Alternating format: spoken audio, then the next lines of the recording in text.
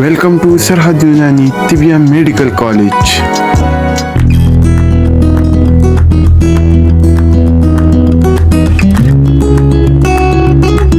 یعنی مشتہی دواؤں یعنی جلدی امراض میں استعمال ہونے والی چھینک لانے والی دواؤں کے بارے میں ایسی دوائیں ہوتی ہیں جو معدہ میں پہنچ کر بھوک کو بڑھا دیتی ہیں، اسی بدولت انہیں مشتہی دوائیں کہا جاتا ہے۔ یہ دوائیں معدہ میں پہنچ کر پہلے سے موجود غذائی اجزاء کو ہضم کر دیتی ہیں، بھوک کو بڑھانے والے انزائمز کو بڑھا دیتی ہیں، ان کی پیدائش و اخراج کو بڑھا دیتی ہیں، جس کے باعث بھوک میں اضافہ ہو جاتا ہے۔ ایسے لوگ جنہیں بہت کم بھوک لگتی ہو وہ یہ دوائیں استعمال کر کے اپنی بھوک کو بڑھا سکتے ہیں۔ ان دواؤں کی مثال میں اجوائن دیسی، پودینہ، وسط پودینہ، بادیان، تخم کرفس، فلفل سیاہ، زنجبیل، زیرہ سفید، الائچی خرد، زرشک، لیمو، تیز پات، سرکہ، جامن اور نوشادر وغیرہ شامل ہیں۔ اس کے علاوہ مولی، انیسون، پپیتا، پوست، ترنج، آڑو، خلنجان اور اونٹنی کا دودھ بھی ان دواؤں کی فہرست میں شامل ہے جو بھوک کو بڑھاتی ہیں۔ یہاں پر سلائیڈ پر جگہ کی کمی کی وجہ سے کچھ ادویات کی تصاویر آپ کو دکھائی گئی ہیں، جبکہ بہت ساری ادویات کی تصاویر یہاں پر دکھانا ممکن نہیں تھا۔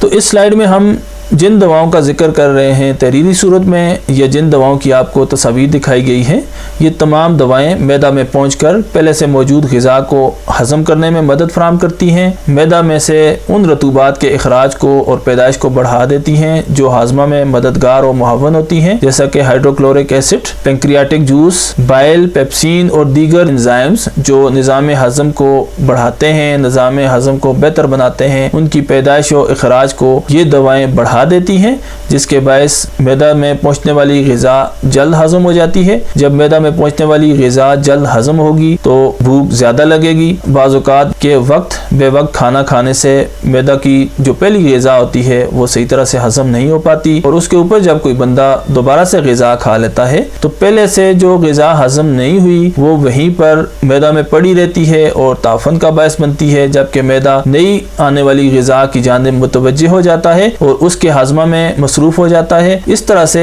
وقت بے وقت یا اوپر نیچے کچھ نہ کچھ کھاتے رہنے سے معدہ میں متعفن مادے بڑھنا شروع ہو جاتے ہیں، معدہ میں فاسد رطوبات جمع ہونی شروع ہو جاتی ہیں، اور وہ غذائیں جو ہم اوپر نیچے کھاتے رہتے ہیں وہ بر وقت ہضم نہیں ہو پاتی ہیں، وہ ہضمہ کے عمل سے صحیح طرح سے نہیں گزر پاتی ہیں، جس کے باعث غذا نہ ہضم ہونے کی وجہ سے بھوک میں کمی پیدا ہو جاتی ہے۔ اس کے علاوہ بھی دیگر وجوہات میں معدہ میں سردی کا بہت زیادہ بڑھ جانا، معدہ میں حرارت کا بہت زیادہ بڑھ جانا بھی بھوک کی کمی کا باعث بنتا ہے۔ تو یہ ایسی دوائیں ہیں جو مفرد حالت میں یا مرکب صورت میں استعمال کر کے، جو شاندہ کی صورت میں، صفوف کی صورت میں یا چٹنی کی صورت میں یا اپنے کھانوں میں ان کو شامل کر کے مختلف صورتوں میں ان دواؤں کو استعمال کر کے بھوک کو بڑھایا جا سکتا ہے، بھوک کی کمی کو رفع کیا جا سکتا ہے۔ ان دواؤں کو ہم زوم کر کے دیکھ لیتے ہیں تاکہ آپ کو ان کی پہچان میں آسانی ہو۔ یہ سامنے آپ کو سلائیڈ پہ نظر آ رہا ہوگا، یہ اجوائن، سط پودینہ اور پودینہ، سونف یا جسے بادیان کہا جاتا ہے، کرفس، فلفل سیاہ، زنجبیل، زیرہ سفید، الائچی خرد یا الائچی سبز، زرشک، لیمو اور لیمو کا رس، تیز پات، سرکہ، جامن کا پھل اور نوشادر جسم سے فاسد مادوں کو خارج کر کے خون کی غیر طبیعی حالت کو اعتدال پر لے آتی ہیں اور جسم سے پھوڑے، پھنسی اور دیگر جلدی امراض کو رفع کر دیتی ہیں۔ ان دواؤں کو اسی صفت کی بدولت مصفی یعنی خون صاف کرنے والی دوائیں کہا جاتا ہے۔ عام طور پر جسم میں سوداوی مادوں کی کثرت سے خون گاڑھا ہو جاتا ہے اور فاسد مادے جسم میں جمع ہو کر فساد خون کا باعث بنتے ہیں، جبکہ کچھ دیگر وجوہات میں جسم میں طبی حرارت اگر بہت بڑھ جائے اور جسم میں احتراق یعنی جلنے کی سی کیفیت پیدا ہو جائے تو بھی خون میں خرابی پیدا ہو جاتی ہے۔ دیگر وجوہات میں جسم میں بلغمی رطوبات کا بہت زیادہ بڑھ جانا، رک جانا یا نظام اخراج کے فعل میں کمی کے باعث فاسد مادوں کا بر وقت جسم سے خارج نہ ہونا، مسامات کا بند ہو جانا، یہ تمام وجوہات خون میں خرابی کا باعث بنتی ہیں، کیونکہ جب نظام اخراج کے فعل میں کمی واقع ہوتی ہے تو فاسد مادے بر وقت جسم سے خارج نہیں ہو پاتے۔ اگر مسامات بند ہو جائیں تو بھی وہ مادے جو جلد کی جانب जिन्हें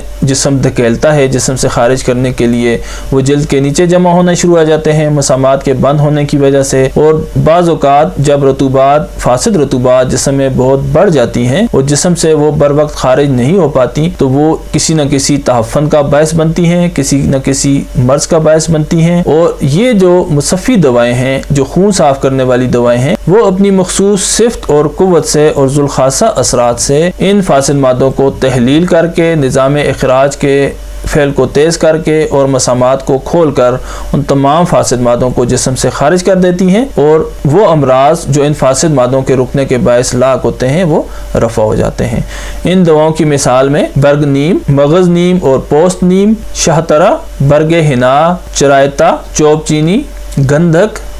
उनाब, उशबा, संदल सफ़ेद और संदल सुर्ख, बुक्कन बूटी, सरस के पौधे की छाल, उसका बीज और उसके पत्ते, कुटकी, जल नीम, मगज़, तुख्म बकाइन, नीलकंठी, मुंडी बूटी, अफसंतीन, चाकसू, सरफोका और रसौंद वगैरह शामिल हैं। ये तमाम दवाएं अपनी मखसूस कैफियत और मिजाज की बदौलत और अपने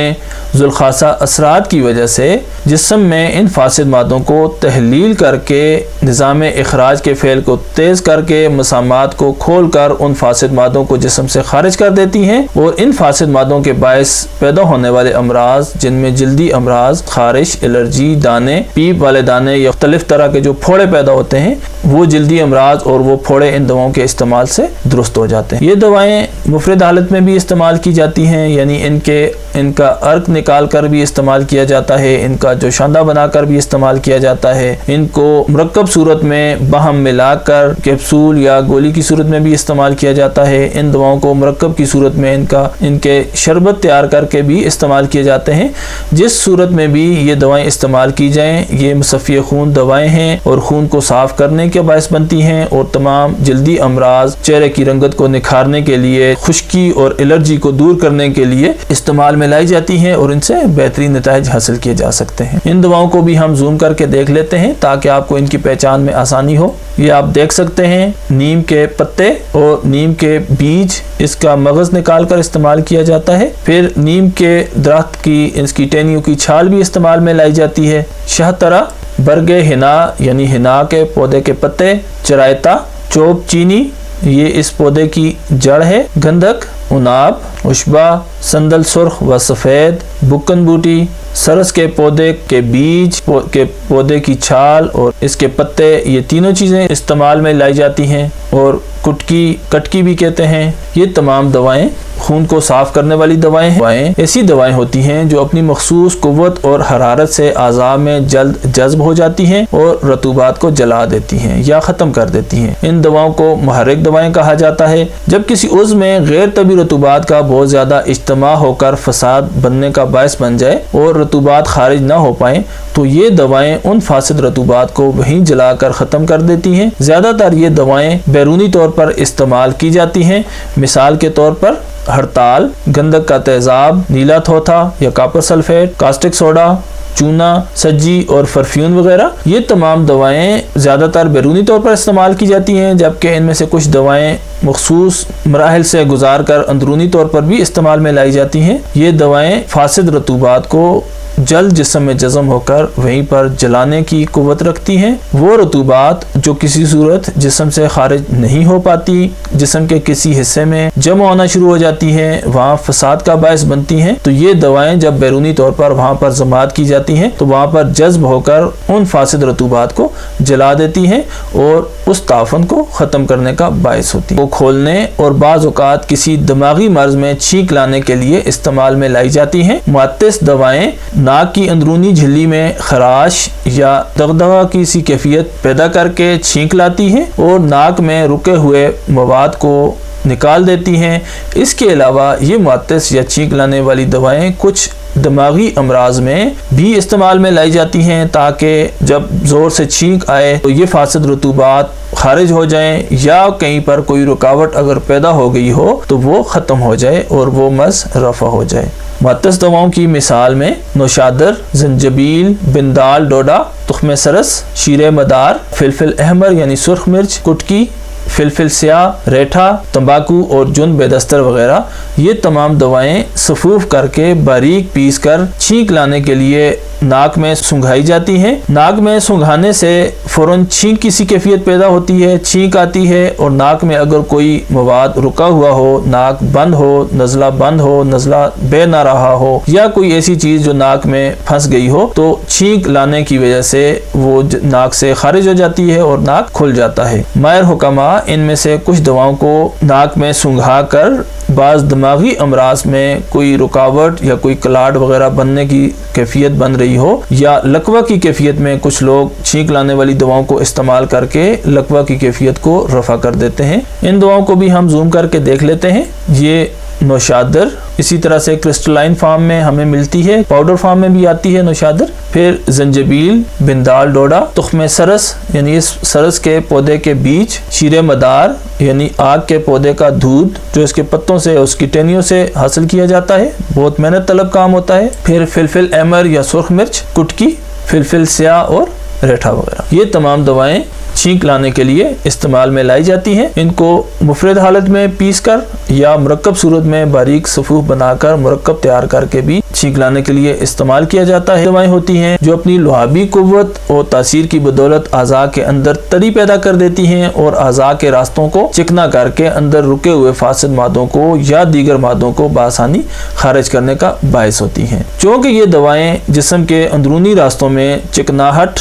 یعنی پھسلنے کی سی کیفیت پیدا کر دیتی ہیں، رطوبات کے اخراج کو بڑھا دیتی ہیں، اور وہ فاسد مادے جو جسم میں کسی جگہ پہ رک گئے ہوں تو یہ ان کو بآسانی خارج کرنے کے لیے استعمال میں لائی جاتی ہیں۔ اسی صفت کی بدولت ان دواؤں کو مزلق یعنی پھسلانے والی دوائیں کہا جاتا ہے۔ ان دواؤں کی مثال میں بیدانہ، تخم خبازی، اسپغول، تخم ریحان، تخم ختمی، ریشہ ختمی اور گلیسرین وغیرہ شامل ہیں۔ یہ دوائیں جب آنتوں میں یا جسم کے دیگر اعضاء میں سدے بننے لگیں، مادے زیادہ دیر تک وہاں پر رکنے لگیں، مادوں کا اخراج میں تنگی پیدا ہو رہی ہو، تو ایسی صورت میں یہ دوائیں اعضاء کے اندرونی راستوں کو تر کر دیتی ہیں، اندرونی اعضاء کے ان راستوں میں چکناہٹ پیدا کر دیتی ہیں اور مادے بآسانی جسم سے خارج ہو جاتے ہیں۔ یعنی یہ وہ دوائیں ہیں جن میں رطوبت پیدا کرنے کی صلاحیت موجود ہے۔ ان دواؤں میں رطوبات کی زیادتی ہوتی ہے اور جب یہ جسم میں داخل ہوتی ہیں تو جسم میں بھی رطوبات کو بڑھا دیتی ہیں۔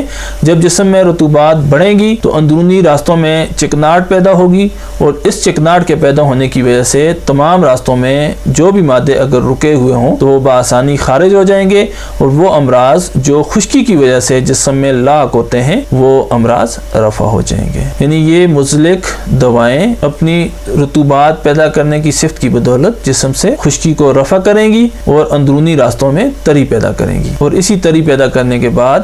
مادوں کے اخراج کو آسان بنا دیں گی۔ ان کو بھی ہم تھوڑا زوم کر کے دیکھیں گے۔ یہ آپ دیکھ سکتے ہیں بیئی دانہ یعنی بیئی پھل کا جو بیج ہے اس میں بہت زیادہ رطوبات پائی جاتی ہیں، جس میں بہت زیادہ رطوبات پیدا کرتی ہے۔ تخم خبازی ہمارے ہاں اسے سونچل کہا جاتا ہے، اس کے بیج ہوتے ہیں، عام ساگ کے طور پر پکا کر استعمال بھی کیا جاتا ہے۔ اسپغول، تخم ریحان، تخم ختمی اور ریشہ ختمی یعنی ختمی کی جڑ، یہ تمام ایسی دوائیں ہیں جو مزلق ہیں، جو رطوبات کو بڑھاتی ہیں اور مادوں کو پھسلا کر خارج کرنے کا باعث بنتی ہیں۔ اس کے بعد اگلی سلائیڈ میں ہم دیکھتے ہیں کہ مملس یا چکنا کرنے والی دوائیں کون سی ہوتی ہیں۔ مملس یا چکنا کرنے والی دوائیں ایسی دوائیں ہوتی ہیں جو اعضاء کی غشاء مخاطی اور جلد پر چکناہٹ پیدا کرتی ہیں یا لہذدار رطوبات پیدا کر کے اعضاء کی خشکی اور کھردرے پن کو رفع کرتی ہیں۔ ان دواؤں کو اسی صفت کی بدولت مملس یعنی چکنا کرنے والی دوائیں کہا جاتا ہے۔ ان کی مثال میں ماء العسل